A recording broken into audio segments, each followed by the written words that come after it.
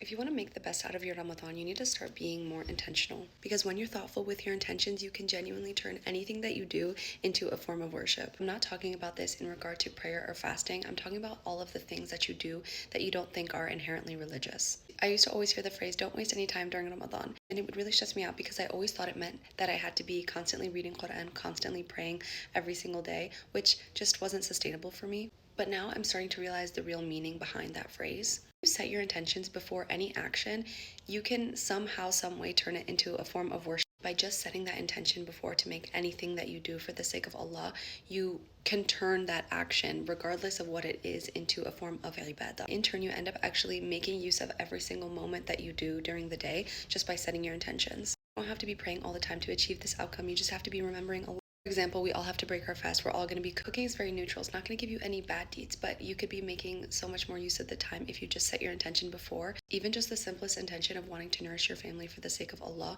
can make use of that time. So you're not wasting any time. The same thing can apply to anything, literally school, work, gym, anything that you're doing. This also works for any type of hobby too. For example, yesterday I spent a couple hours of my day learning how to sew and just taking the time to do that. Beforehand, I just made that intention to do it for the sake of Allah, to increase my knowledge and learn a new skill. And to me, that's the perfect example of learning how to make every moment count this Ramadan. Obviously, there's balance in everything, but this is the most foolproof way to make every single moment count out of your day. So we're not going to be wasting any time this Ramadan.